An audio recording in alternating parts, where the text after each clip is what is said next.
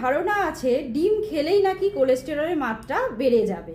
এই নিয়েই আজকে বলছি। ডিম খেলে যে কোলেস্টেরলের মাত্রাটা সাধারণত বাড়ে সেটি হলো এইচডিএল কোলেস্টেরল, মানে গুড কোলেস্টেরল।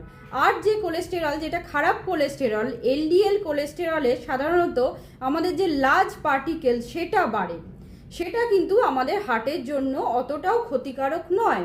তাই একটা যদি প্রতিদিন ডিম খান তাহলে কি পাচ্ছেন দেখুন, মাত্র 167 to 169 mg good dietary cholesterol পাচ্ছেন।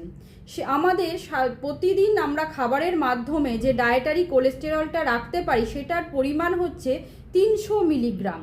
তাই একটা ডিম খেলে যদি আপনাদের কোলেস্টেরলের মাত্রা অনেক বেড়ে যাবে বা সেখান থেকে আপনাদের হার্ট ব্লক হওয়ার সম্ভাবনা বা হার্ট অ্যাটাকের সম্ভাবনা থাকবে, সেটা কিন্তু নয়। আপনারা প্রতিদিন যদি একটা করে ডিম খান তাহলে আপনাদের স্বাস্থ্যের পক্ষেও যেমন ভালো, তার সঙ্গে ব্রেনের ডেভেলপমেন্টেও কাজ করবে বা ব্রেনকে ভালো রাখতে সাহায্য করবে।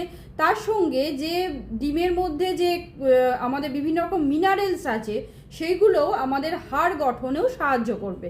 এছাড়াও বিভিন্ন রকম উপকারিতা ডিমের মধ্যে আছে। তাই অবশ্যই প্রতিদিন ডায়েট চার্টে একটা করে ডিম আপনারা রাখতেই পারেন।